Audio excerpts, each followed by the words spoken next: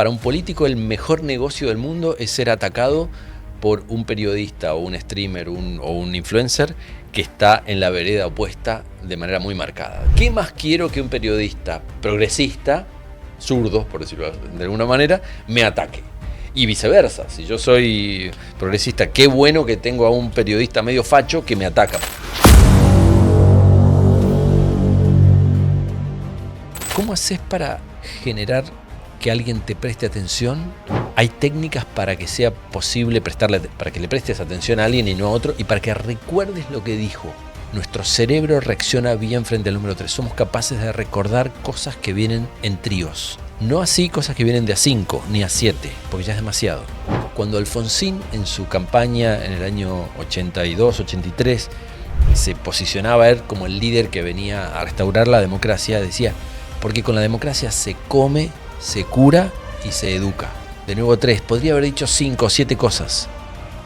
Y no, eran 3. Entonces, si vos querés que algo salga de una determinada manera, lo mejor que puede hacer una industria con mala fama es defender lo contrario, ¿no? Si yo quiero que salga blanco, defiendo negro, y la gente va a decir, si esta industria está defendiendo negro, quiere decir que negro es malo y hay que elegir blanco. Bueno, bienvenidos a Expressonomics. Hoy tengo un invitado de lujo, Juan Iramaín. Y antes de presentarlo, solo voy a decir que se dedica a comunicación corporativa, lobby, que es algo que ya vamos a desarrollar. Pero bienvenido antes que nada, Juan. Muchas gracias, Adrián. Muchas gracias. Quiero empezar con una pregunta y quiero que me la respondas. Obviamente, poner el contexto de por qué la hago. ¿Cómo se vende un producto que mata al consumidor? Muy bien. Vamos a hablar de tabaco, si querés. Que sí, la pregunta estamos hablando es de el pretexto. cigarrillo. Exactamente. Sí. Se vende con culpa, me imagino. Se vende pensando en, tengo un producto que sé que tiene este efecto.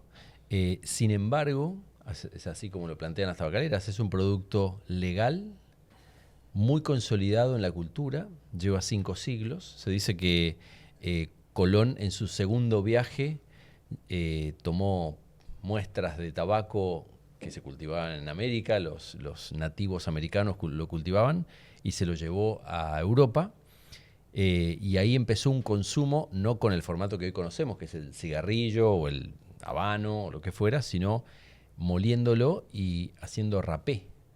Eso que vemos a veces en las películas de gente que aspiraba a un polvito, ese polvito era tabaco molido. Ese hecho de que se trate de un producto con 5 siglos de historia ya consolidado en Occidente, además legal, y con un agravante o un elemento más, que es que el principal socio de ese negocio es el Estado en todo el mundo.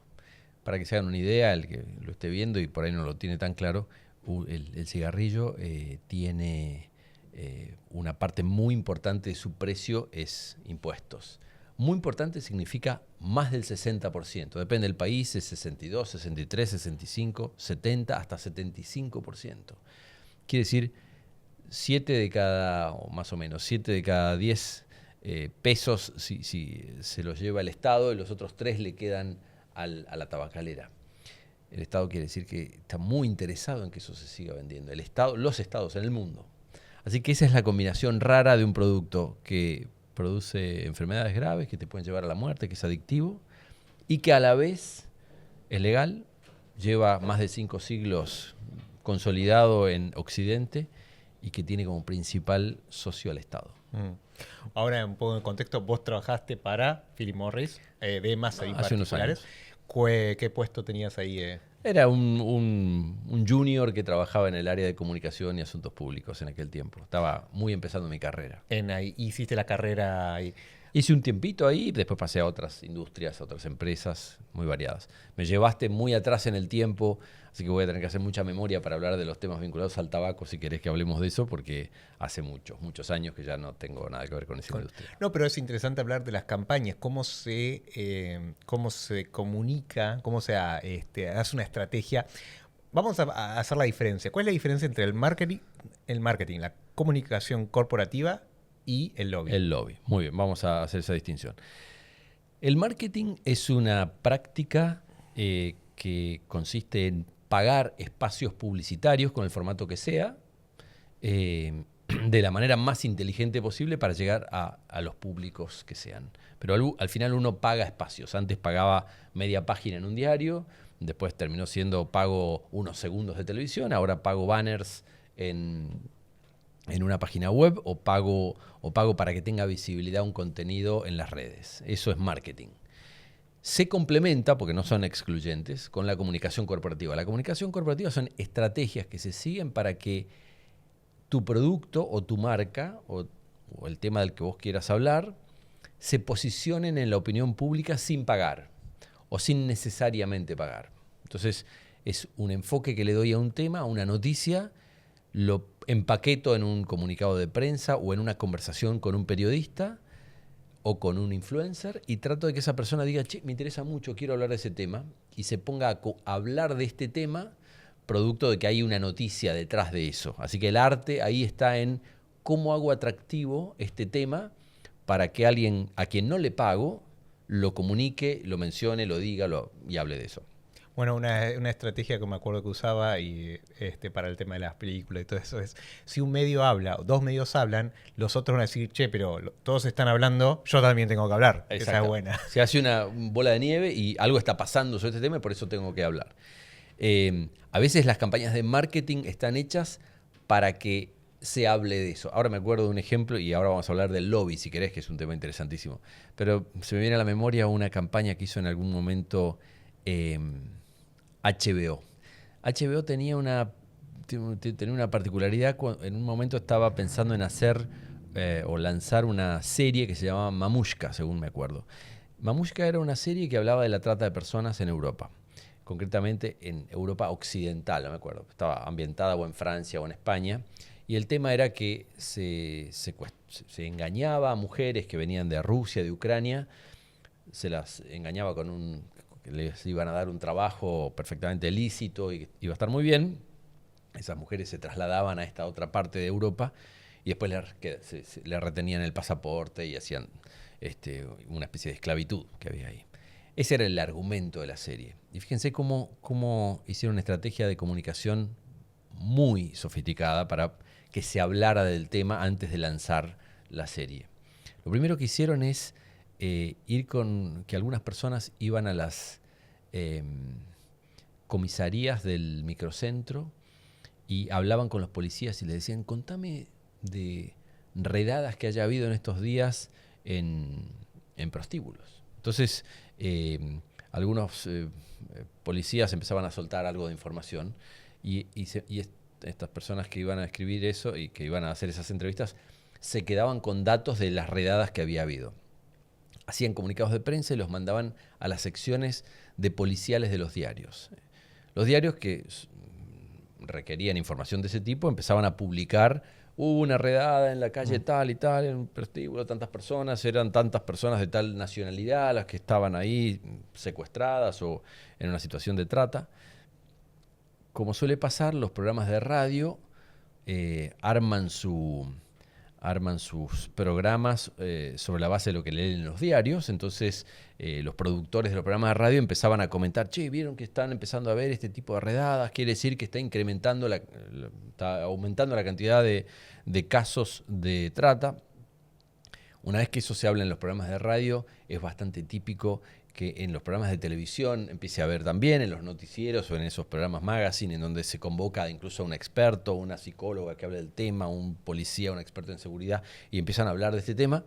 Y cuando el tema estaba caliente ya, empezaba a salir con bastante fuerza, HBO anuncia lanzamiento de Mamushka. Y uno dice, wow, qué oportuno esta gente, justo lanza una campaña, justo lanza una serie que justo, mirá qué casualidad, trata este mismo tema. No había ninguna casualidad. Era una estrategia de comunicación, en este caso, sin pagar, instalando un tema, generando conciencia sobre un determinado tema, y eso hacía que se hablara de un determinado tema y cuando se lanzara la serie hubiera mucho más interés de lo que hubiera habido si no se hubiera hecho antes. Otro caso parecido era cuando se lanzó X-Files, o era el relanzamiento de X-Files. Esta fue una estrategia mucho más sencilla, pero igual muy bien hecha. Eligieron algunas ciudades donde había al lado de la ciudad algún cerro y algunas noches, eligieron algunas noches donde había nubes bajas y con unos punteros láser bastante potentes empezaron a las 10 de la noche o a las 11 a hacer como luces en el cielo que rebotaran en las nubes, con unos movimientos que para quien vivía en esa ciudad nunca había visto, esas luces raras de colores que empiezan a pegar ahí. Se instaló el tema, bueno, ¿qué habrá sido? Un par de periodistas escribieron movimientos extraños en el cielo, pareciera que hubiera habido algún plato volador o lo que fuera. Era parte de una campaña de X-Files para poder hablar de estas cosas raras que aparecen. Entonces, hay una creatividad particular en el marketing para hacer que los medios hablen de una determinada cosa. Y si querés pasemos al lobby, que es el otro tema, que es la tercera pata de esto.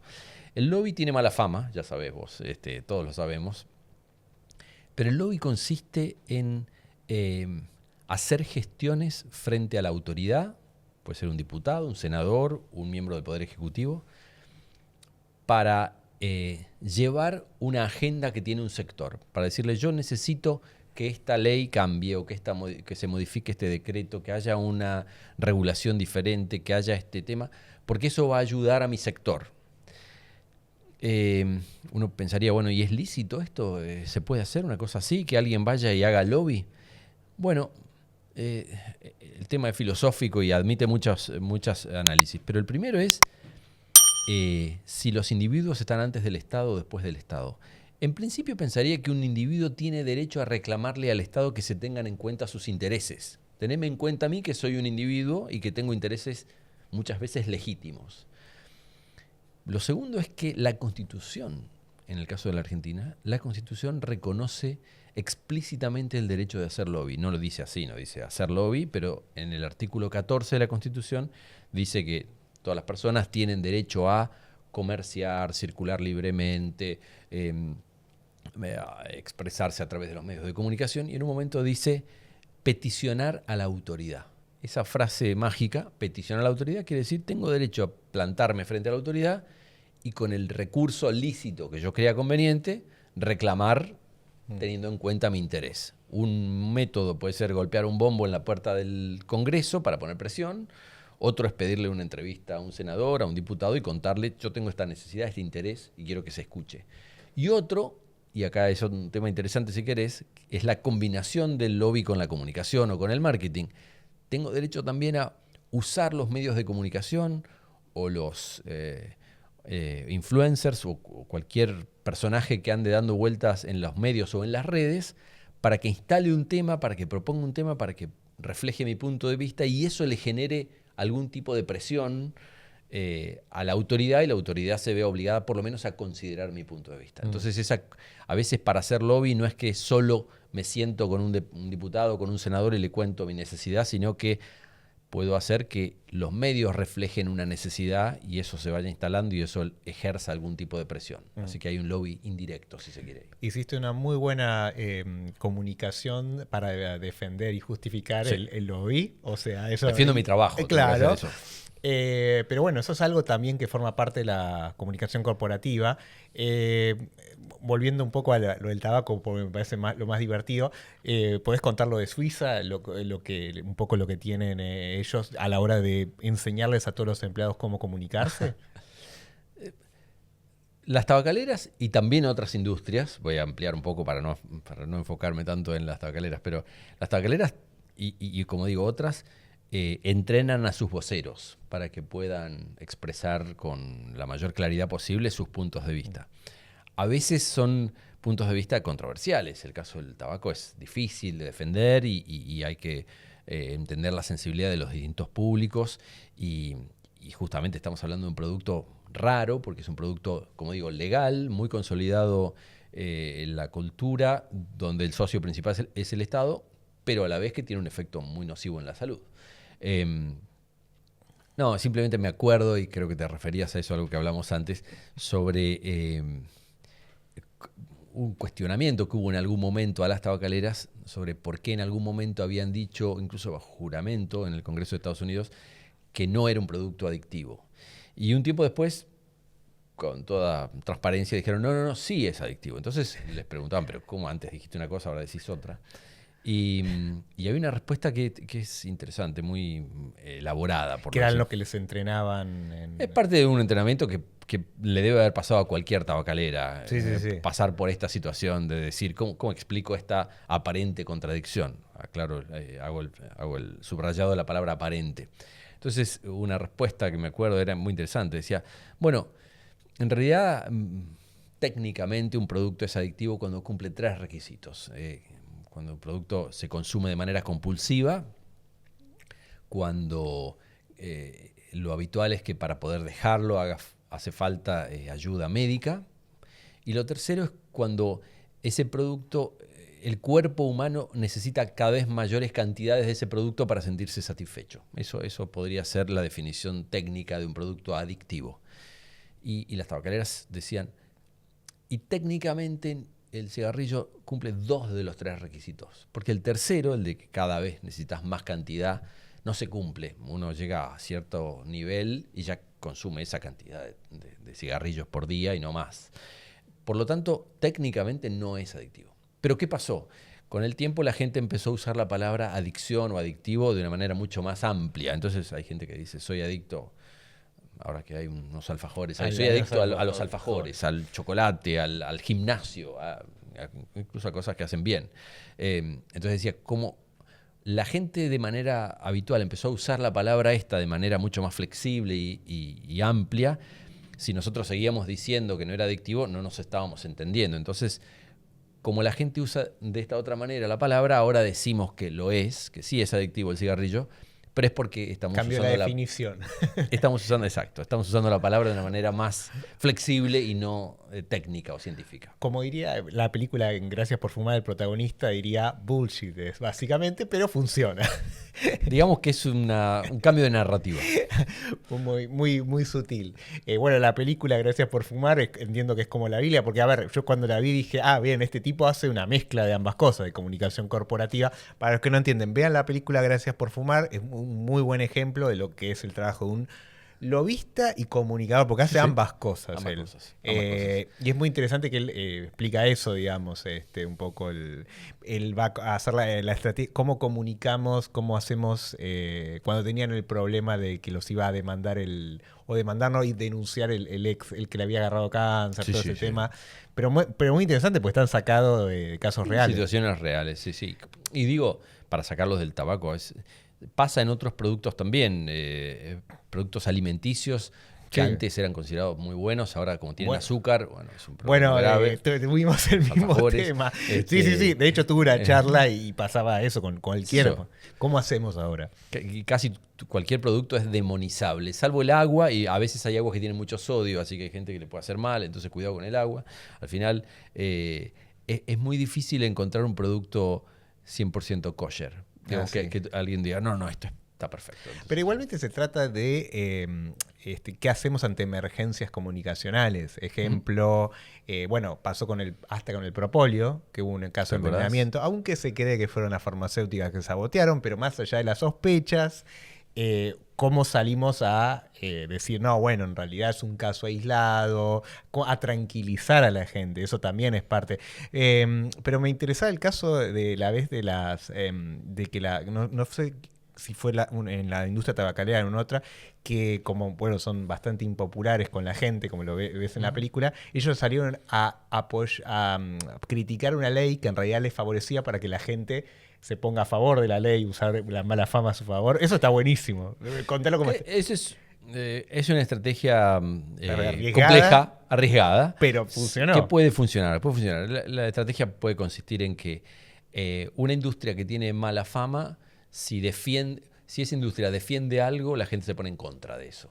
Entonces, si vos querés que algo salga de una determinada manera, lo mejor que puede hacer una industria con mala fama es defender lo contrario, ¿no? Si yo quiero que salga blanco, defiendo negro, y la gente va a decir, si esta industria está defendiendo negro, quiere decir que negro es malo y hay que elegir blanco. Entonces, simplemente no quiero ahondar en todos los detalles además, porque va a parecer que me estoy dedicado a los ahora pasamos a los otros. Pero hay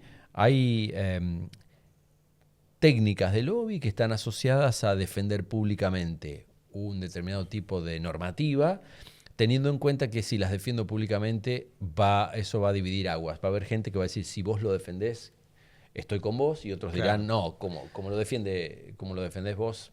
Ahora, también puede funcionar para una persona, por ejemplo, un influencer que tiene mala fama, decimos, necesito que salga a atacar un producto que yo quiero promocionar. Eso también podría ser válido como estrategia. Sin duda, sin duda. O sea, alguien que tenga no sé, alguien de estos streamers así medios banana. O sea, sabemos que la gente lo odia, entonces le decimos que ataque eso.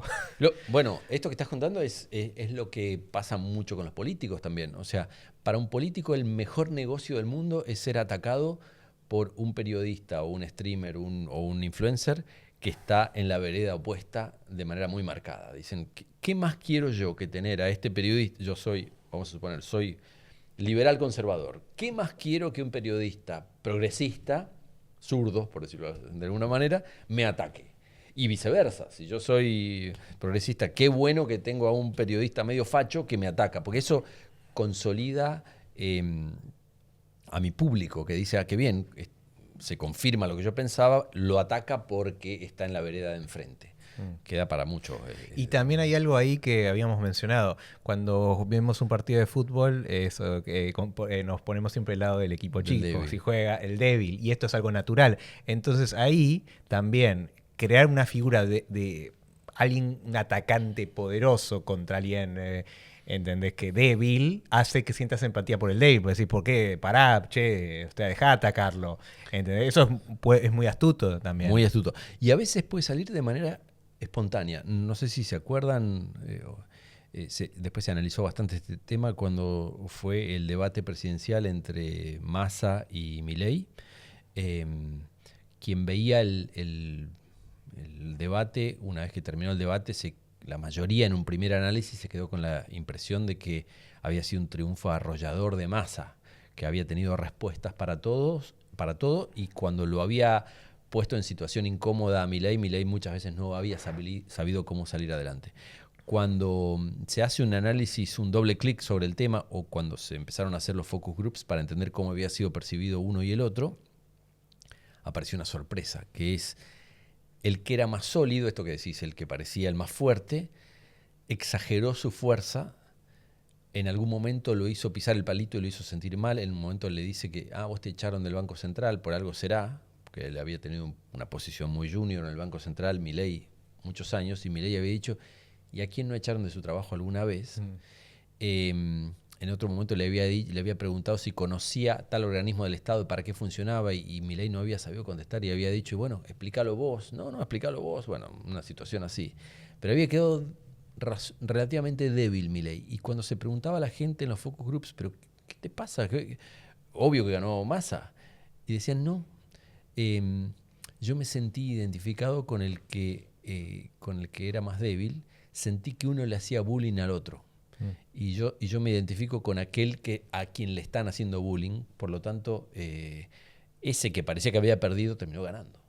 No solo ganó la elección, ganó en la percepción posterior sobre el debate. Así que no es tan obvio este tema, y es lo que vos acabas de decir. A veces sirve para convencer quizás a un público que está indeciso para que se tire para ese lado.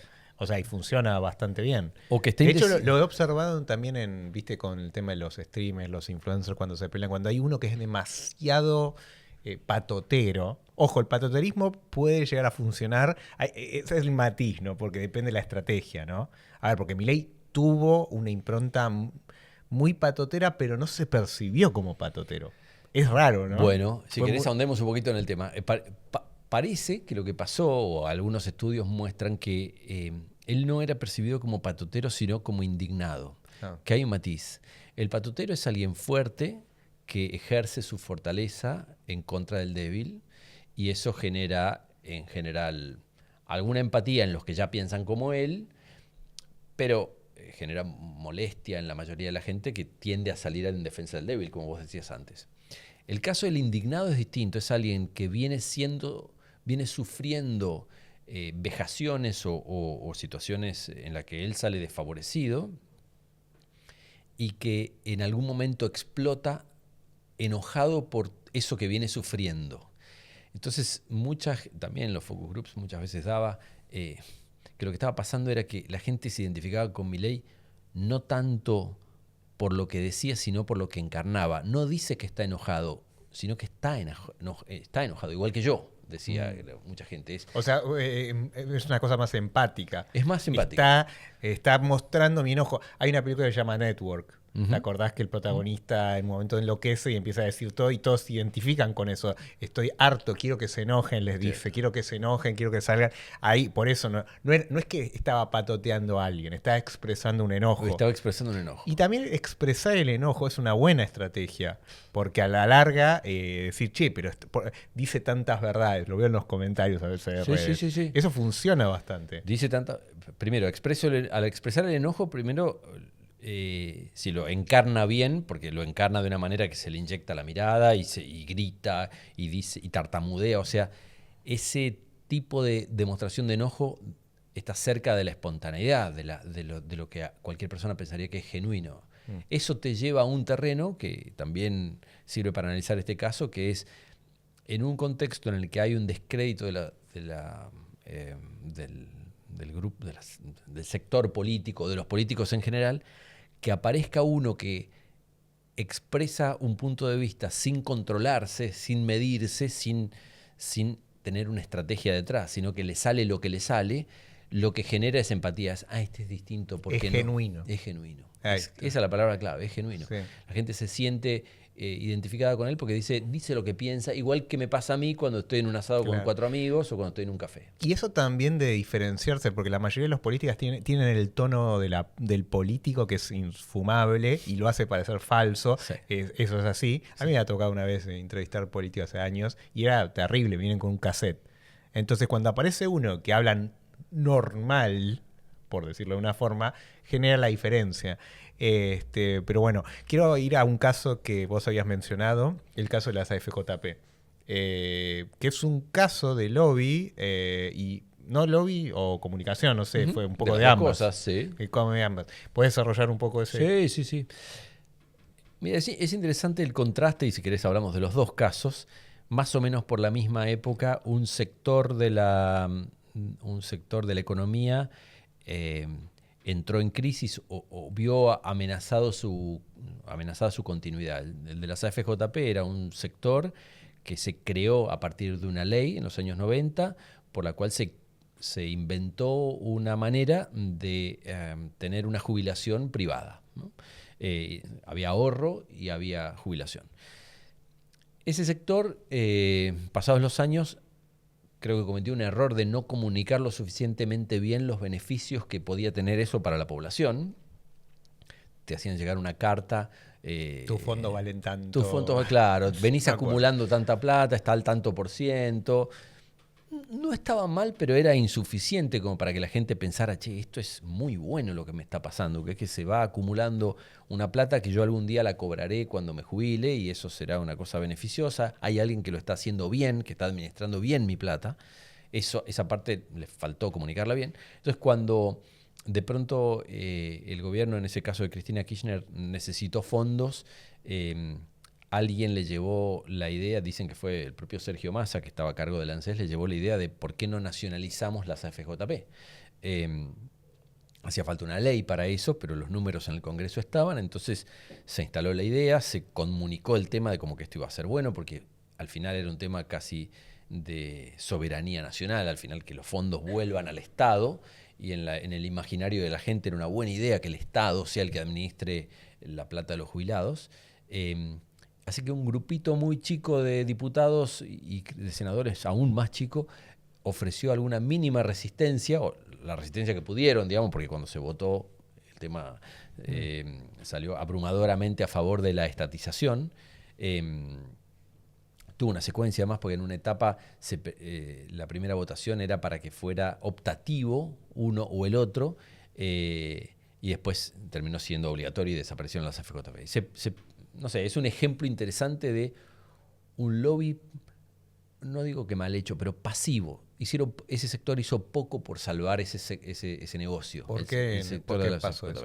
O sea, ¿no tenían interés o fue una cagada? Hay diversas teorías. Algunos que dicen que no era un gran negocio, para los bancos que eran dueños de las FJP y por lo tanto hubo menos interés en dejar la piel, digamos, en defender un negocio que no era tan rentable.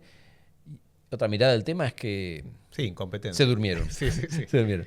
Pero contrasta mucho, y digo porque es una época parecida, el año 2008, con otra situación, no sé si recuerda, que fue muy interesante, que es la de la 125, la famosa resolución 125, que incrementaba, llevaba a 35% las retenciones a la soja, y hubo un sector que se levantó en pie de guerra, digamos, en contra de eso, el sector agrícola, el campo en general.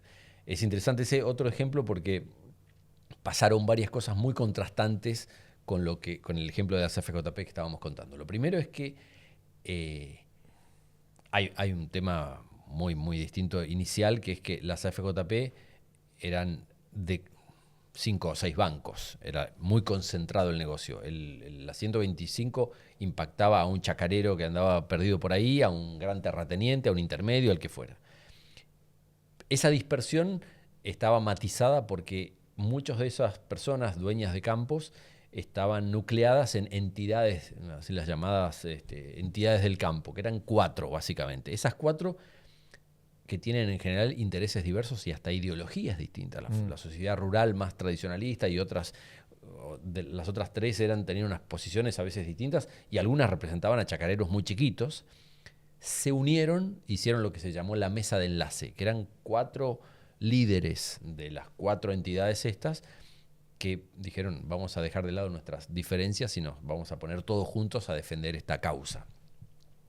Después otra cosa que hicieron que es muy interesante, muy relevante en el modo en que lo enfocaron, es que desarrollaron una narrativa en donde instalaron en la cabeza de la mayoría de las personas el campo es parte de la solución, hay motivos para estar orgullosos del campo. Había gente que todo el campo que había visto era una maceta en su casa con una plantita en el balcón y todo el mundo se sentía un poco, no todo el mundo, una parte de la población importante se sentía un poco, yo soy el campo también. Claro. Me pongo una ropa verde y salgo a la plaza a defender esta causa. Sí. Y era una causa que a veces es porque tengo un bisabuelo que tuvo una chacrita, campo. No sé dónde. Asociar, no había que poner a los grandes latifundistas en el inconsciente colectivo, sino al pequeño... Al pequeño chacarero que se levanta, y acá había un factor muy importante, que se levanta muy temprano a la mañana todos los días, que ordeña las vacas a las 4 de la mañana y que hace un esfuerzo enorme para que vos tengas leche fresca en tu casa a las 8 de la mañana y puedas desayunar. O el que pone el pan en tu mesa, imagínate, el que siembra trigo y lo cosecha unos meses después y lo muele, lo convierte en harina y después eso se convierte en pan. O sea, mejor que el pan y la leche no debe haber nada. O sea, aunque sí, después te dicen que no, porque te hace mal por un montón de motivos. Pero en la cabeza de la gente esto no puede no ser bueno. El que te da pan, leche, queso, manteca y carne, porque además las vaquitas. Entonces, ¿qué pasa? Instalar o posicionar un sector como algo tan bueno para la salud de las personas, unido además a una serie de virtudes que es la laboriosidad, el trabajo, el que se levanta temprano, no importa el calor que haga o el frío que haga o si está lloviendo o no está lloviendo. Esta gente sacrificada, trabajadora, que agarra la pala. A eso se suman otros valores que son más ancestrales, que es la gente de campo es noble. Hay una idea que es así. Es gente que comparte, que te da el mate, que es noble porque no está en la frivolidad, está en lo importante, está en extraer de la tierra lo que la tierra puede darte y lo hace con respeto. Si a eso se suma que hay una música vinculable al campo, que es la música folclórica que genera impacto emocional, e incluso hay hasta una especie de mística en torno a valores, como hay una literatura gauchesca, el Martín Fierro, que es nuestra Biblia, y después está Segundo Sombra y algunos más que refuerzan esto. Es la idea de, esto es la identidad nacional. Unir un sector con la identidad nacional, el uso de los símbolos patrios, lo mismo. El campo lo que hacía era agarrar la bandera argentina, no decía CGT, ni los muchachos de Perón, ni Evita, no, era la bandera argentina. Todo eso en cualquier persona se le generan vínculos emocionales como nos pasa con la selección argentina. Cuando la selección va y juega en donde sea y canta el himno y aparece nuestra camiseta y nuestra bandera, se hacen conexiones neuronales en algún lugar de nuestro cerebro en donde decimos, esto es lo que yo aprendí cuando era chiquito y aprendí el himno y aprendí la aurora y aprendí cosas buenas vinculadas a San Martín, a Belgrano y a la patria. El campo supo hacer todo eso y hasta cometió tuvo la habilidad de que cuando se estaba quejando, quejarse no es tan fácil porque genera incomodidad en otros. El campo tuvo la habilidad de quejarse de una manera no tan incómoda para otros. Aprendió, y se asesoraron para esto, que bloquear las rutas era una mala idea. Porque eso, el que va yendo de un lugar al otro se encuentra con algo que lo bloquea, que no puede avanzar. Y sí, estoy de acuerdo con ellos, pero a la vez no puedo llegar a la casa de mi tía que vive a 200 kilómetros para allá. Entonces, ¿cómo hago? Y el campo puso a los costados de ciertos cruces camiones, cosechadoras, camionetas, tractores, todo lo que significara trabajo, y en algunos lugares hacían más lento el tráfico para que la gente tuviera que bajar la velocidad, te pedían que bajaras la ventanilla, te entregaban un panfleto y mirándote a la cara te decían, lea esto, estamos pidiendo por defender los derechos del campo, que al final es defender los derechos de todos. El efecto que tenía en la gente es, a veces, primero me encontré con un señor que me habla, que me mira, que me acerca a esto, que me da la mano, está vestido con boina, con un pañuelito. Sí. Todo esto me genera un efecto muy distinto de alguien que está golpeando un palo o con un bombo o que quema neumáticos en la ruta. Claro. Entonces aprendieron a hacerlo bien. Y el efecto final, bueno, fue esta votación mítica, ¿se acuerdan? En el Congreso, en donde no positivo. Tuvo que desempatar el vicepresidente de aquel momento, Cobos, con un voto no positivo y terminó ese fue el desenlace de eso. Pero es interesante como ejemplo de un lobby tímido, que fue el de las FJP en su momento, y podríamos especular sobre por qué fue así, y un lobby mucho más articulado y complejo y bueno, ahí fue lobby más una estrategia comunicacional muy bien asesorada. Claramente. Ahora quiero volver un poco a tu formación, porque, a ver, la pregunta es, está buenísimo esto de hablar de las estrategias de comunicación, todo eso.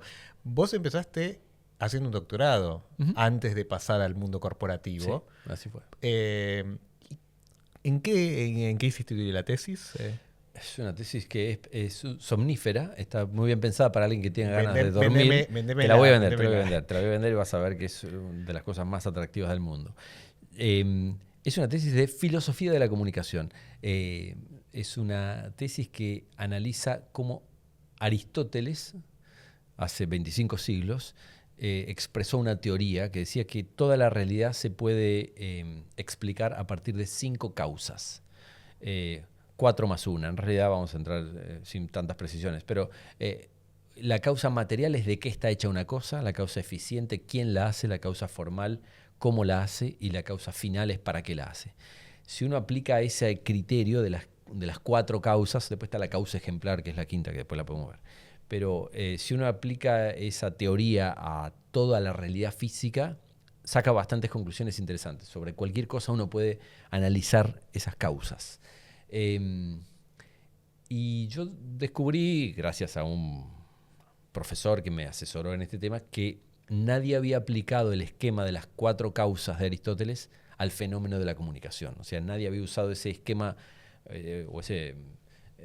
esquema teórico para aplicarlo a la comunicación. Entonces, le dediqué un par de años a intentar entender cuál era la causa eficiente, la formal, la final y la final, formal, material y eficiente de la comunicación.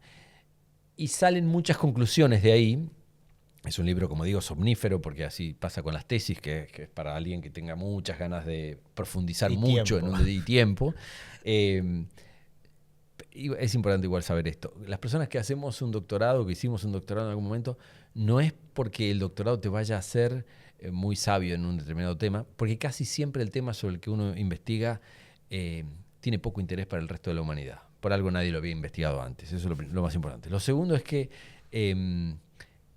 a veces pasa, en mi caso no, porque era un tema de Aristóteles, entonces mantiene la vigencia, pero a veces pasa que puede ser un tema que pierde vigencia al poco tiempo porque alguien lo investiga más a fondo, porque investiga o porque se queda vieja esa teoría o lo que fuera. Para lo que sirve una tesis doctoral es para demostrarle al mundo académico que vos sos capaz de llevar adelante una investigación siguiendo los cánones y los métodos de la investigación científica. Es una prueba de, denme un carné de investigador. ¿Por qué? Porque fui capaz de hacer durante 2, 3, 5 años, lo que te tome hacer tu tesis, fui capaz de investigar a fondo un determinado tema utilizando la metodología de investigación científica, que no es lo mismo que la que utilizamos cuando googleamos algo, que la que hacemos cuando investigamos cualquier otro tema, que lo hacemos de una manera más o menos asistemática. La investigación científica, aunque sea sobre un tema teórico, requiere de un método. Entonces, cuando uno termina con su tesis bajo el brazo y la defiende y te aplauden y te dicen que de ahora en adelante puedes usar el título de doctor, que yo no lo uso nunca, pero bueno, sí, es verdad que hice el doctorado, lo que te están diciendo es, vos probaste al mundo académico que sos capaz de hacer una investigación científica siguiendo el método científico. Ahora, vos a partir de esta tesis, cuando pasaste a la práctica, ¿pudiste aplicar algo? ¿Y podés dar un ejemplo o no? Dime si no me sirvió para nada. Para algo sirvió. Sirve para... Porque el tema está relacionado con lo que vos haces. Sí, sin duda. Mira, para lo que me sirvió es, por un lado, para concluir que una de las cosas que hay que hacer cuando estás haciendo una estrategia de comunicación es no quedarte en la superficie. Entender que detrás de lo que estás viendo hay varias capas detrás. Que eso, cuando haces una tesis, siempre terminas concluyendo eso. Sirvió también para entender el aspecto psicológico de la comunicación. Esto nos lleva a un tema que es muy interesante, que si querés lo comentamos un poco, que es el de las neurociencias. Lo que nos pasa es que cuando comunicamos, pareciera que el ser humano es quien es, porque en algún momento de nuestra evolución aprendimos a comunicarnos entre nosotros de una manera mucho más sofisticada que la que hacían otros animales. Y pareciera que descubrimos que un factor clave era el de la colaboración. Y algo ocurrió en nuestro cerebro que hizo que sintiéramos un particular placer, y esto tiene que ver con la oxitocina, que es un neurotransmisor que tenemos en nuestro cerebro. Sentimos placer cuando tenemos empatía. Pareciera que los que tuvieron hijos, y esos después nietos y bisnietos, y de ahí venimos nosotros, son algunos ancestros que tenían más oxitocina que otros. Los que tenían más oxitocina eran más empáticos, eran más capaces de vivir en comunidad, eran más colaborativos unos con otros. Eso hacía que se protegieran mejor de los peligros porque se ayudaban entre ellos. Y eso hizo que sobrevivieran y pudieran tener hijos y así llegaran hasta nosotros. Lo interesante de esto es que pareciera que hay algunas personas que empezaron a sentir placer por colaborar y por comunicarse con otros. Y la mirada generó algún tipo de capacidad de comunicación especial. Nosotros tenemos ojos distintos de como tienen otros animales. Como habrás visto, tenemos esta parte blanca del ojo que nos permite además que mantenemos la cabeza en un lugar y la mirada puede ir y venir. Eso genera un tipo de comunicación en la mirada solamente, después complementada con el lenguaje cuanto más, pero genera algún tipo de conexión que cuando lo entendemos mejor decimos, claro, cuando hago una estrategia de comunicación o de lobby o de lo que fuera, si entiendo alguno de estos aspectos, cómo funcionan la dopamina, la noradrenalina, la oxitocina en nuestro cerebro, puedo entender mejor cómo comunicar. Comunico mejor así. Una pavada, pero habrás visto que hay algunas razas de perros. Los perros en general tienen esa parte blanca del ojo también que se les ve en algunos momentos. Está bastante estudiado que lo que nos genera a nosotros eso es ternura. Nuestra conexión particular con ese tipo de mascotas está vinculada a que nos genera algún tipo de conexión porque creemos que es alguien que nos mira con algún grado de inteligencia, aunque el perro no esté sacando cálculos, esté sacando cálculos infinitesimales. Pero algo pasa y está vinculado a nuestra capacidad de empatía entre nosotros. Así que las tesis doctorales, si se hacen, digamos, pueden servir para llegar a algunas conclusiones antropológicas que son una base para las estrategias de comunicación. Las estrategias de comunicación, si no, se convierten en algo superficial, que es que prueba y error, yo te digo una cosa, veo cómo reaccionás y ya está. Bueno, a veces no hay tiempo. Hablamos de la diferencia entre marketing y comunicación corporativa y hablamos al marketing, vos lo podemos definir, creo que estamos de acuerdo por, bueno, hay plata, si hay plata va a salir bien, no importa que la campaña es un desastre, seamos honestos, si metes 200.000 millones, podrías ahorrarte plata, pero si no te importa gastar tanto, te da lo mismo. Te la gastas. Ahora, estrategia comunicacional es para el tipo que dice, mira, tengo un presupuesto de $5.000, es no lo que más tengo, más vale, quiero resultados. Claro, ¿Sería eso? ¿Es correcto? Sí, no quiero sonar despectivo con el marketing. O sea, hay estrategias de marketing magistrales, extraordinariamente bien hechas y que consisten en usar inteligentemente la plata para comunicar bien. Pero si te sobra, digamos que te... Si te sobra, tenés más ventajas. Digamos, sí, no hacerlo bien. Claro, podés no hacerlo tan bien e igual vas a tener buenos efectos. Pero hay muy buen marketing y muy mal marketing y todo lo que hay en el medio. Con la comunicación corporativa pasa que no te puedes dar el lujo de hacerlo mal, porque si lo haces mal no tiene ningún efecto. Es decir, si no logras generar interés en un periodista o en un influencer o en quien sea en redes sociales sobre el tema del que querés hablar y no lográs repercusiones y que se hable del tema que vos querías que se hable, ese tema muere y te frustra y decís qué raro, qué pasa que no logro instalar este tema. O viceversa, a veces pasa y uno tiende a pensar que siempre lo que quiero es instalar un tema. Quiero que no se hable de un determinado tema. Por ejemplo, cuando estoy trabajando en una crisis, hay una empresa que tiene una situación de crisis porque ha tenido un problema operativo o financiero o legal o reputacional, del tipo que sea, y uno dice, lo que quisiera es que el tema pase, que la gente se distraiga hablando de otro tema y que no sea el foco episodio, este escándalo que a veces le genera a una empresa o a una persona. Entonces, el arte de hacer bien esto es cómo hago para generar una narrativa que le reduzca el interés. Bueno, es la famosa frase, la mejor forma de esconder un elefante es en una manada de elefantes. En una manada de elefantes. Y quiero citar una película, Walk the Dog o Mentiras que Matan, Robert De Niro, Dustin Hoffman. El presidente de los Estados Unidos es acusado de abusar de una nena exploradora. Y entonces llaman al tipo, el experto en comunicación, y digo, bueno, ¿qué hacemos? Mirá, flaco, para disimular esto tenemos que hacer una guerra. Bueno, inventemos una guerra. Qué extremo.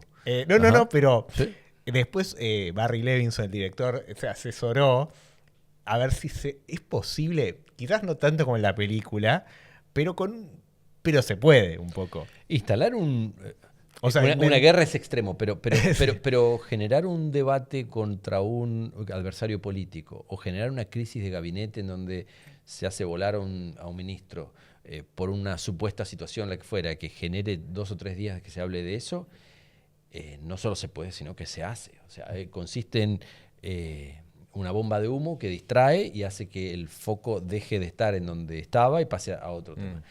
La Argentina tiene la particularidad de que como los temas que genera la política son tan variados y tan intensos todos los días, casi nada dura demasiado tiempo. Digamos, una crisis reputacional incluso del propio presidente es casi siempre cubierta por otro episodio que sucede 2 o 3 días después, que hace que la gente ya no hable del tema anterior, sino del nuevo. Y las empresas, cuando tienen una crisis, cruzan los dedos pensando en, bueno, y ojalá Milei se pelee con alguien. Y entonces la gente, la cobertura está en eso, y ojalá gane Argentina un partido y eso distraiga, bueno, o Trump haga algo que... Pero ahí también una estrategia de comunicación de una empresa en caso de algún escándalo o lo que sea, puede ser usar la estrategia corporativa para inventar o poner foco de atención en otra cosa. Es como, voy a darte un ejemplo, si yo tengo una empresa y hay un escándalo por un CEO, no sé qué, lo que sea, puedo decir, bueno, está ahora el escándalo de Guandanara, bueno, empecemos a fogonear eso de nuestro lado sin que nadie se entere. ¿Sería plausible hacer algo así? ¿Sería posible? Tengo que decir que nunca vi eso.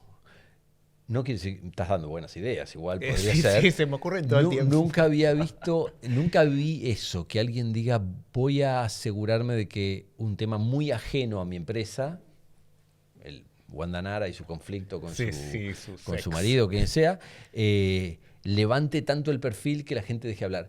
Creo que el motivo por el que no vi eso nunca, pero nunca digamos que no, es porque el tipo de periodismo que cubre un escándalo empresarial y el tipo de gente que sigue este tipo de historias es distinto del que cubre los temas más Faranduleros. faranduleros. Pero hay un mundo gris, digamos. La gente que sigue los temas empresariales es la misma que sigue los temas políticos.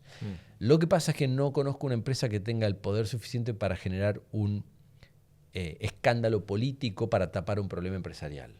Bueno, pero es en generar un escándalo simplemente, o simplemente darle desviar la atención hacia otro lado. Hay matices y Podría se podría hacer. Creo que es el sueño del pibe. Para alguien que está haciendo una cosa como esa, nunca lo vi porque hace falta Presupuesto tener mucha capacidad para cómo genero un ruido político o cómo genero un hecho político que tenga atención suficiente de parte de los periodistas que la gente se distraiga pensando en eso y no en mi escándalo. No sería generar, podrías usar uno ya existente y fogonearlo, eso sería más fácil. Fogonearlo podría ser. Lo que pasa es que el fogoneo, a ver, los métodos para fogonear son múltiples, pero el fácil es pagar. Sí. Entonces, hay que pagar bastante para que A 10 los medios de periodistas comunicación. se pongan y se entusiasmen con un tema así. Y aunque pagaras, tampoco es tan fácil porque el periodismo tiene también su propia dignidad. Dice, pero una cosa que me paguen, pero otra cosa es para inflar un tema que no le veo color. A menos que le vean color y digan, este tema igual yo lo hubiera hablado. Creo que es una buena conjetura la tuya. Es interesante pensar en la posibilidad de hacer algo así. Yo nunca lo vi, pero capaz que es porque no soy consciente de cosas que alguien hizo y yo nunca tuve No, conciencia de eso. yo creo que si se me ocurrió a mí, se le debe haber ocurrido a alguien. Sí. ¿Eh? Una farmacéutica que haya hecho algo así. Es posible. Bueno, habría que pensar un caso. Bueno, hubo un escándalo con lo que hacían los pruebas de medicamentos en África, pero ahí salió, no pudieron evitarlo. Sí, Es muy sí, difícil sí, de tapar un caso así. Ahora, estaba pensando también, trato de pensar en cómo disfrazar, distraer. Pero cuando vos querés que no hablen de un cierto tema, no le podés pagar para que no hablen. Yo sé que hay muchos medios que aceptan ese tipo de pagos. O sea, que aceptan pagos para no hablar de determinados temas. Bueno, entremos en el barro porque Bueno, es un tema. sí. Es un tema. Es un tema interesante Sí. Mirá, hay periodistas que no admiten ningún tipo de apoyo económico y que tienen, creo, con toda honestidad, independencia de criterio y dicen, si para mí este tema es noticiable, yo voy a hablar de esto. Yo conozco muchos y muy buenos que tienen ese criterio. Después existe otra cosa. Existe el apoyo comercial de las empresas a los medios de comunicación. Los medios de comunicación, como sabemos, viven de dos cosas, que son las suscripciones y la publicidad. Durante años, el esquema era más o menos 20-80, 20% suscripciones, o sea, comprar el diario en el kiosco o estar suscripto, era solo el 20% de los ingresos de los diarios y el 80% venía de la publicidad. Hoy está bastante está distinto, el esquema es más cerca del 50 y 50, porque ahora lo que hay es suscripción digital para poder acceder a una página web de un diario, de muchos diarios al menos, y la publicidad perdió peso relativo. Entonces, mitad de la plata entra por una cosa y la otra mitad por otra. Más o menos, dependerá el medio, pero más o menos. Las empresas que ponen mucha plata en publicidad, en general tienen buen acceso a la dirección de los medios, al director del medio o al dueño del medio, y a veces usan esa influencia para decir, este tema, por favor, bájalo. ¿Qué suelen hacer los medios? Los medios serios suelen decirles a sus periodistas, muchachos, chicas, cuidado con este tema, que es un tema importante, es un sponsor importante. Cuidado significa cuidado, no se excedan en la hazaña para pegarle a tal o cual empresa que es un anunciante importante.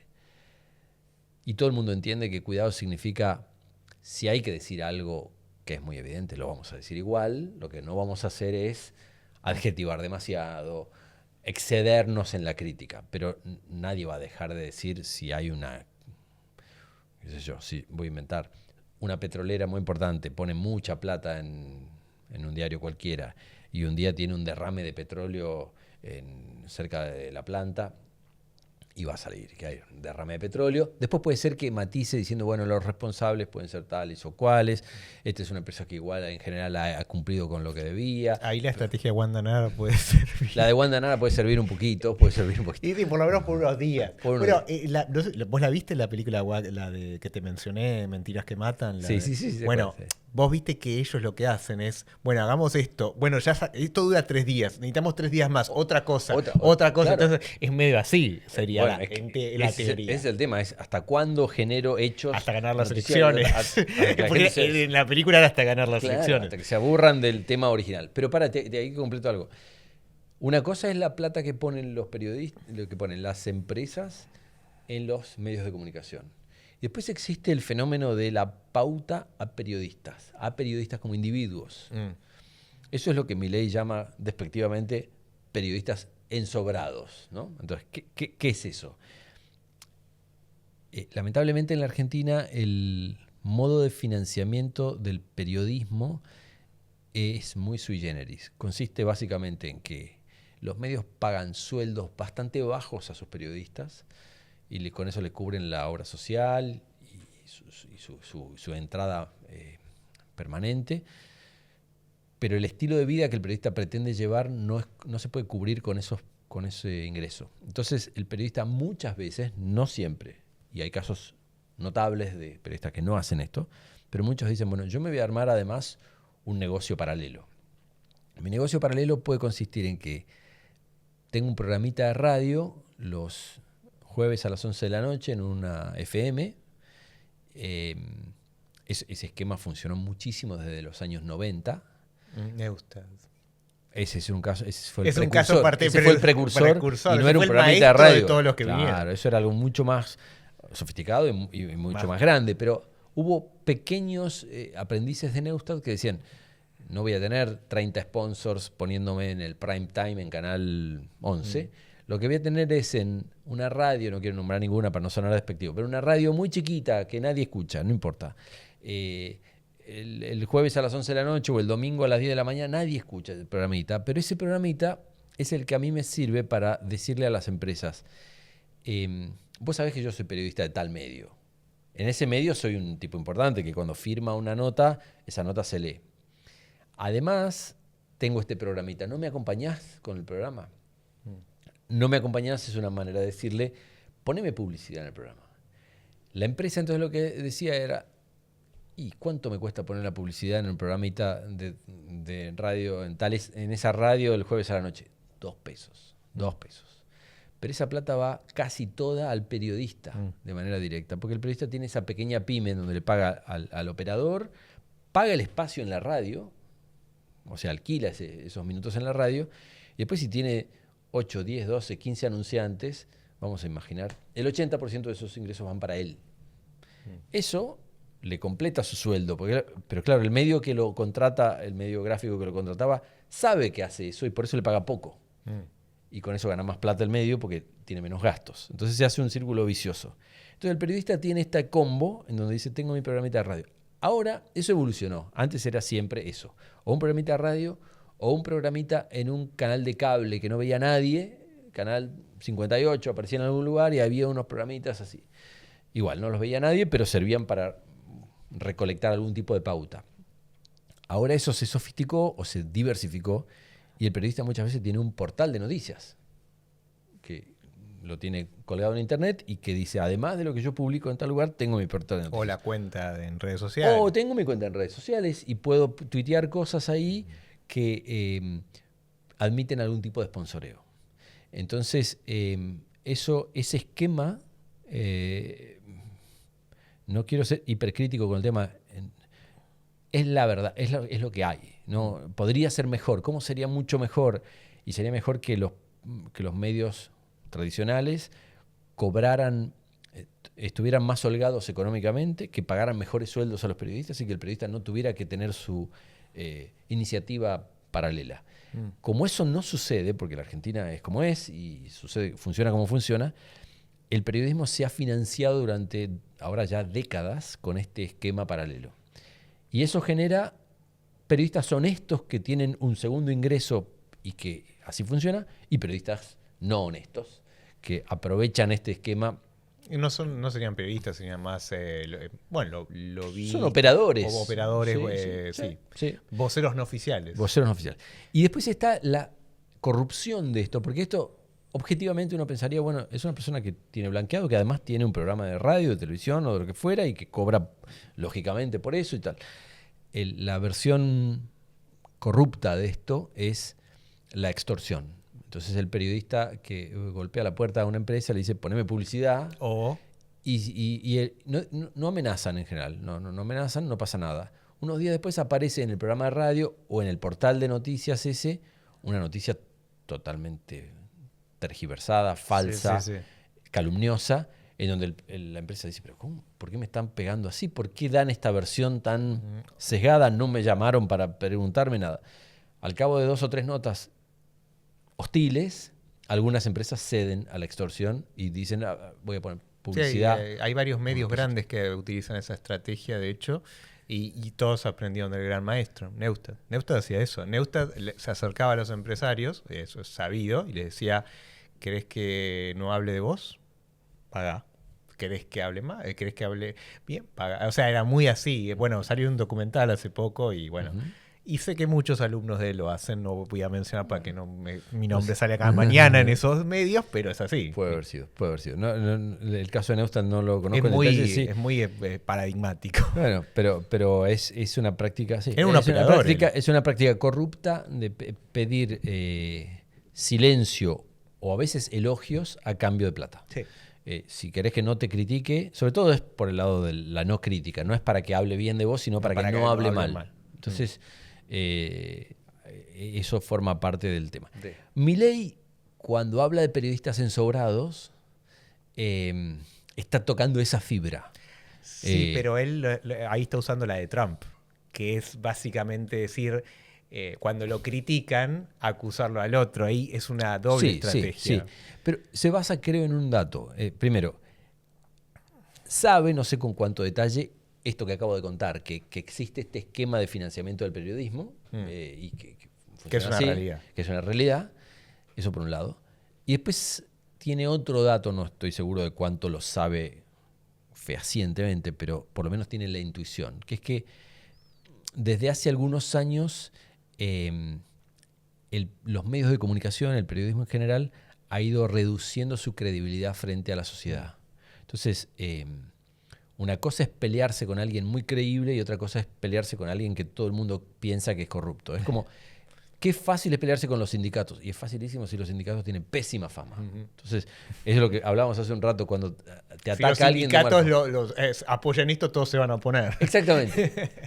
Cuando a Macri, en su propio gobierno, y ahora el de Milei, cuando de pronto Moyano se oponía a Macri, medían y decía, bueno, Macri tiene, no sé, 30 y pico % de aprobación en algún momento de su mandato. ¿Y Moyano cuánto tiene? 2%. Bueno, lo mejor que te puede pasar es pelearte con alguien como Moyano.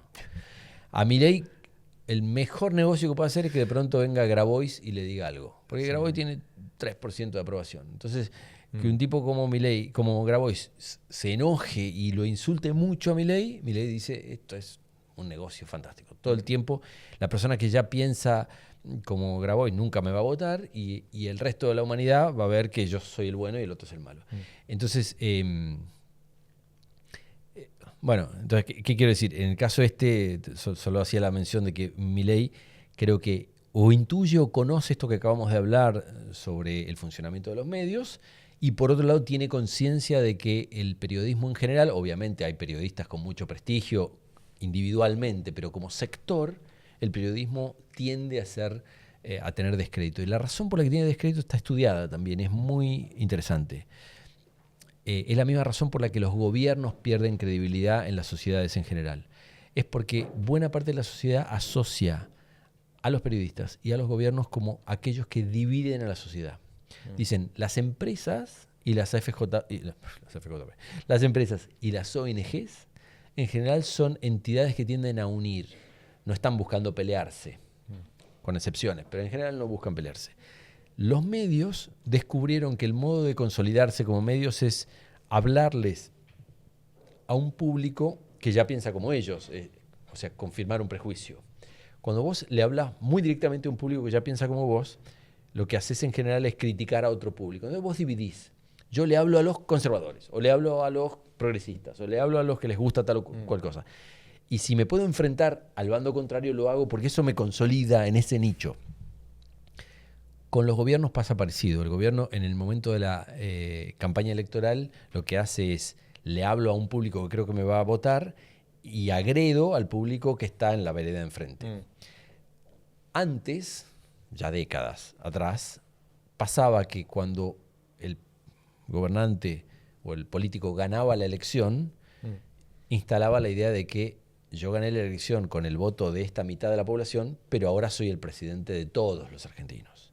Entonces, hacía un trabajo de mantener contentos a estos que me votaron, pero no agredir a estos que no me votaron. Sí, una estrategia de conciliación, De porque conciliación. la gente estaba cansada de pelear. Ahora Milei vuelve a la división. Bueno. Sí, no, bueno, sí, es más complejo. No, sin duda, pero Sí, sin sí. duda. Lo que pasó es que desde hace bastante tiempo, yo diría que el break o la excepción en esto fue un poco Macri, que intentó algún tipo de conciliación. Pero la etapa kirchnerista completa encontró rédito político en una vez que gano la elección, sigo polarizando y sigo agrediendo a esta otra parte que no me votó. Es que funciona hasta cierto punto, hasta que la gente se cansa, y ahí tenés que pasar. Ahora, vos hablaste de los focus group y en otro podcast hablamos con Javier Bajar que criticamos los focus group porque lo que existen otras metodologías, bueno, la etnografía, yo trabajé mucho métodos cualitativos, pero también está el instinto. Y a ver, si vos hablas con mucha gente, no hay que hacer un focus group para saber que los sindicatos tienen mala fama. Sí. O sea, alguien que trabaja en comunicación tiene más o menos que tener un poquito de olor de caña y saber esas cosas. O sea, porque si no vamos a hacer un focus, y capaz que un focus group te sale lo opuesto por un sesgo de confirmación y vas a decir, chicos, miren, todo bien, pero yo estuve hablando con 5 taxistas cuando venía por acá. Y ya con eso me basta. Y ya con eso me basta. Sí. A nivel comunicacional, sobre todo hay gente, amigos que estudian comunicación y todo eso. Sí. ¿Qué consejo le darías para la parte de formación? Porque tienen que empezar a hacer más pillos en algo. Hacer más pillos, ¿no? Qué buena pregunta. Me parece muy, muy interesante y es de lo más relevante que hay. Yo creo que lo primero que hay que hacer es entender mejor al ser humano, que parece un tema obvio, pero no entendemos tanto al ser humano. No por ser humanos, por ser nosotros seres humanos entendemos bien al ser humano. Creo que hay que estudiar bastante historia, hay que estudiar filosofía y hay que estudiar psicología y hay que estudiar neurociencias. Tenemos que entender cómo funciona el ser humano, cómo reaccionamos frente a los estímulos, qué nos enoja, por qué nos alegra, qué pasó a lo largo de los siglos, por qué la gente hizo las locuras que hizo y se embarcó en guerras ridículas y en epopeyas heroicas también. Entender las motivaciones del ser humano es muy importante. Cada vez más, además, porque con la irrupción y el crecimiento de la inteligencia artificial, tenemos que distinguirnos lo más posible de lo que sea capaz de desarrollar la inteligencia artificial. La inteligencia artificial es capaz de generar textos maravillosos en segundos. Y te escribe un guión de una película y te escribe el guión de lo que vas a decir en un programa, lo que fuera. Entonces, si no entendés mejor al ser humano, estás perdido. Entonces, yo creo que lo primero que diría es eso, es dedicar tiempo a estudiar filosofía, a estudiar historia universal y argentina, dedicar tiempo a entender lo básico de psicología y entender neurociencias para saber cómo funciona el cerebro y cómo reaccionamos. Un ejemplo tonto de esto, pero ¿cómo haces recordable un mensaje? ¿Cómo haces para generar que alguien te preste atención cuando además haciendo zapping o pasando o scrolleando se va a encontrar con cualquier otra opción más divertida que vos. Hay técnicas para que sea posible para que le prestes atención a alguien y no a otro, y para que recuerdes lo que dijo. Una cosa muy simple y tonta, pero está estudiado que el número 3 tiene alguna cosa, no quiero decir mágica porque no me refiero a la magia, pero nuestro cerebro reacciona bien frente al número 3. Somos capaces de recordar cosas que vienen en tríos. No así cosas que vienen de a 5 ni a 7, porque ya es demasiado. Cuando Churchill les prometió al pueblo inglés que los iba a ayudar a salir adelante, pero que iban a pasar por una etapa de gran sacrificio, les dijo: no les puedo prometer otra cosa que sangre, sudor y lágrimas. Eran 3 cosas, podría haber dicho sangre, sudor, lágrimas y varias cosas más. Pero la gente se acordó de eso. Cuando Alfonsín, en su campaña en el año 82, 83, se posicionaba él como el líder que venía a restaurar la democracia, decía: porque con la democracia se come, se cura y se educa. De nuevo 3, podría haber dicho 5 o 7 cosas. Y no, eran 3. Y yo me acuerdo de un episodio, que te lo cuento porque me resultó muy impactante. Hace unos años yo vivía en Estados Unidos, fui a un congreso de politólogos. Y yo no soy politólogo. Bueno, estaba ahí, duró un día y medio el congreso. Típica situación que empieza a las 9 de la mañana, hay un speaker y otro, y un panel, y el otro panel. Bueno, me preguntás, ¿qué te acordás del congreso? Nada, ni una frase, excepto la intervención de una persona, que era un tipo físicamente, no te decía nada, un señor así medio, que llegó de aspecto gris, si querés, se sentó y nos miró a todos y nos dijo: quiero que recuerden 3 números. 60, 30 y 0. Esto era el año 2014 más o menos, porque se iba a referir a una situación social y política de América Latina. Dijo 60, 30 y 0. 60. 60% de la población en América Latina se considera a sí misma de clase media. Esto quiere decir que piensa que tiene derecho a salud, educación, infraestructura, seguridad, irse de vacaciones, etc. 60. 30% de la población en América Latina es de clase media. Eso significa que hay un gap enorme de frustración de muchísima gente que está muy molesta porque cree tener derecho a una serie de cosas, se autopercibe de una determinada manera y ve que en la realidad no tiene acceso a eso. Y dijo 0. 0 es lo que estima el Banco Mundial que va a crecer América Latina en el próximo año. El PBI de América Latina va a estar estancado. Entonces dice: eso significa que la situación actual, ese gap de 60 y 30, se va a mantener. No va a haber mucha gente que pase de ser clase baja a clase media, etc. Entonces dijo: y ahora les voy a agregar un 4º número. Estuvo muy bien porque si te decía los 4 números no te ibas a acordar de los 4. 13. 13 es la cantidad de países en América Latina y el Caribe en los que la Constitución le permite al presidente ser reelegido en los próximos, o sea, volver a correr por otra elección. Entonces dijo: ¿qué creen ustedes que van a hacer esos 13 presidentes que tienen este escenario de 60, 30 y 0 y que quieren ser reelegidos? Hizo un silencio en la sala y dijo: déjenme que les diga lo que yo creo que van a hacer. Van a aumentar el gasto público, van a tratar de poner plata en el bolsillo de la gente para ganar la próxima elección. Con eso van a agravar el problema, van a patear el problema para más adelante y después que venga el siguiente que trate de resolverlo. Dice: espero que en la próxima reunión que tengamos dentro del año que viene o cuando sea, me digan que me equivoqué, pero estoy casi seguro que voy a haber acertado. Pongo el ejemplo no tanto por la lucidez del personaje, que me pareció brillante lo que dijo, sino por el modo en que lo dijo. No empezó diciendo: muchas gracias por la invitación, qué honor estar acá, qué bueno, el año pasado ya me invitaron, ahora este año de nuevo, no sé qué. Empezó diciendo, se plantó frente a la gente y dijo: quiero que recuerden 3 números, 60, 30 y 0. Y pasaron 10 o 12 años y me sigo acordando del evento.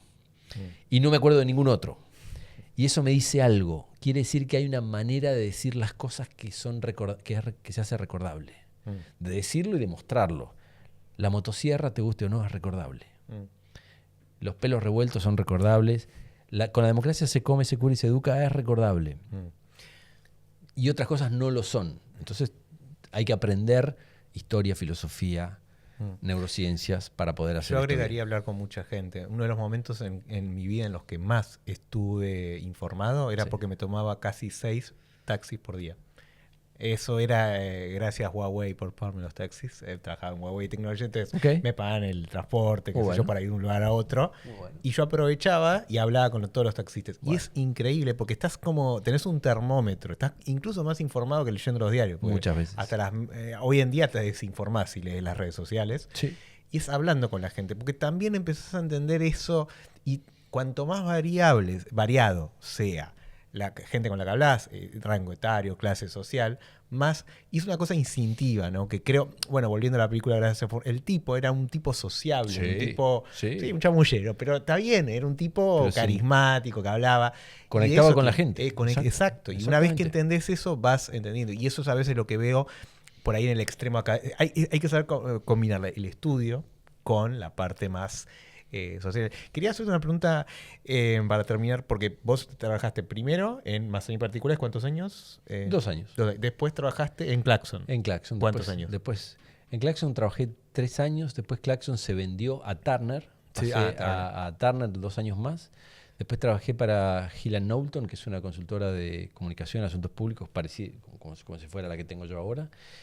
Después pasé a trabajar en Coca-Cola.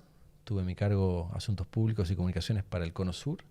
Después trabajé para Citibank 5 años. Y ahí tenía a mi cargo comunicaciones y asuntos públicos para América Latina. Después trabajé en un banco que se llama Scotiabank. Me mudé a Toronto para eso. Viví unos años en Canadá. Y finalmente, desde hace ya 5 años, me uní a una consultora que ya existía, que se llama Infomedia, que la fundaron Roberto Stark y Miguel Ángel Martínez, que son mis socios, y me sumé con ellos y ahora soy uno de los 3 socios dueños de esa consultora. Bueno, trabajaste para un montón de empresas muy conocidas, corporaciones. ¿Por qué el salto? ¿Volverías o estás contento? ¿Por qué ese salto hacia lo, digamos? Hacia la consultoría. Claro. Respuesta corta, jamás volvería. Ok. Respeto mucho a las personas que trabajan en grandes corporaciones. No solo las respeto, sino que son mis clientes. Al Sí. final los que nos contratan a nosotros son grandes empresas que necesitan servicios de comunicación y asuntos públicos. Yo creo que a mí me hizo mucho bien haber pasado muchos años por esas empresas para entenderlas bien, para poderles prestar después un servicio como supongo que necesitan. La razón por la que no volvería es que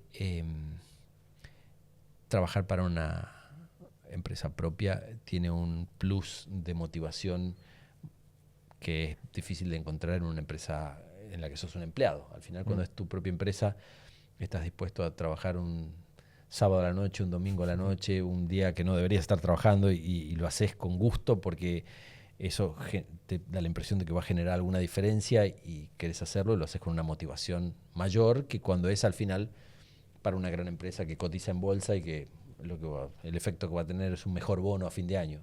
Así que es un tema de motivación. Creo que igual la gente...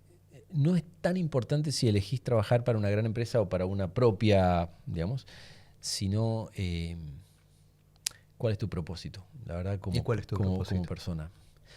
Yo creo tener 2 propósitos que son complementarios. Uno, a mí me gustaría que mi vida profesional y mi vida personal, digamos, me genere relaciones profundas, significativas y sinceras. Es decir, tener vínculos sanos y sinceros y significativos. Y cuando uno encuentra una persona con la que se puede relacionar de esa manera, es un tesoro y no hay que soltarlo y hay que cultivar esa relación. Lo mencionaste a Javier Bajer hace poco, lo conocí no hace tanto tiempo y me considero un gran amigo de él, ahora como si lo conociera de toda la vida. Y es de esas personas con las que logré un tipo de conexión que quiero cultivar y me gustaría hacerlo en cualquier ámbito, con las personas que encuentre, generar eso. Ahondo 2 minutos más en esa idea. No sé si sabes que hay un estudio bastante famoso que se hizo en Harvard, que todavía se está haciendo, es el estudio etnográfico más largo de la historia. Lleva como 90 años de funcionamiento. Empezó en la Universidad de Harvard, era la iniciativa de un profesor de la universidad con una serie de alumnos y después se dieron cuenta que era bueno no solo medir una serie de cosas que ahora te voy a decir que son de los alumnos, sino también de gente que no tuviera nada que ver con ese segmento social. Un estudiante de Harvard era parte de una élite. Entonces fueron a un colegio muy popular y muy de un barrio pobre de Boston. Entonces les hicieron las mismas preguntas a todos ellos. En el primer grupo estaba John Kennedy. Era una de las personas a las que se estudió. Y después, con los años, se está estudiando a los hijos y a los nietos de esas personas con las que se empezó a estudiar. Esto empezó hace como 100 años. Lo que se quería saber era por qué la gente es feliz. ¿Cuál es la razón por la cual las personas se sienten felices? Y era un cuestionamiento sobre bienestar emocional en general. Se les preguntaban un montón de cosas, cuánta plata ganaban, cuántas horas trabajaban, si hacían deporte o no, miles de cosas. La respuesta más interesante de todo esto, hay una única conclusión, además se puede decir, no en 3 ideas, en una, que es la gente que tiene mejor calidad de vida y que incluso fue capaz de tener mejor salud, que es un efecto derivado de su calidad de vida, es gente que tiene mejores relaciones con otras personas. O sea, personas que son capaces de vincularse de manera más profunda y significativa y sincera con otros, esas personas tienen percepción de felicidad y tienen incluso mejor salud física, en promedio. Habrá gente que algún tema genético no lo ayudó o lo que fuera, pero en promedio. Entonces, creo que ese es el tema.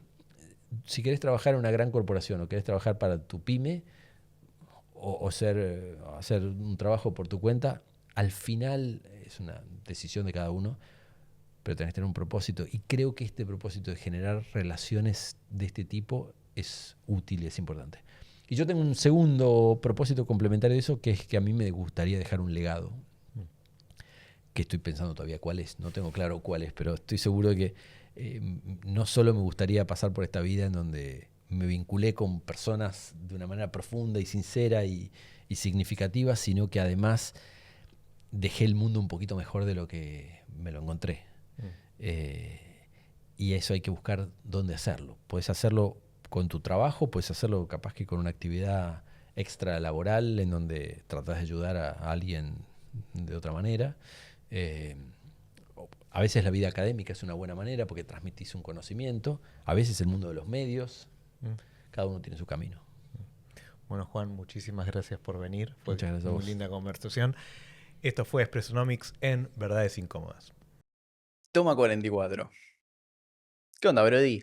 ¿Qué saca, amigo? Ya terminó el episodio, estoy leyendo. Digo, pasa que esto me encanta. Es para hacerlo 24 horas. ¿Y qué hace con los auriculares todavía, boludo? Ya está, el sonido te lo podés sacar. Pasa que el sonido... No, igual me gusta escuchar el sonido, pero ¿sabes qué me gustaría más? A ver, ¿qué? Que traigas un dinosaurio. ¿Qué quiere que haga la Jurassic Park, boludo? Algo más que... No sé en qué quieren que me convierta ya, boludo, como comunicador. O alguien disfrazado de dinosaurio. Verdades incómodas. Sí, obvio. Bueno, está bien. ¿Sabes qué? La próxima me voy a vestir de dinosaurio acá para complacer al señor sonidista Franco Felippelli. Bueno. Y bueno, también para seguir proporcionando contenido de calidad para todos ustedes que nos están viendo. Como saben, ya hace 3 años que venimos con esto, nos mudamos al estudio ahora. Bueno, me están pidiendo que me disfrace de dinosaurio, pero ya lo voy a terminar haciendo. Ya a esta altura, hacemos lo que hay que hacer. Entonces, como hacemos lo que hay que hacer, les pedimos a ustedes que nos apoyen, loco. Y para apoyarnos, les pedimos que nos aporten a Cafecito App. Importantísimo para que podamos seguir creciendo en conjunto. Y recuerden suscribirse y dejarle un gran like a este gran episodio. Nos vemos, sigan incómodos. Adiós.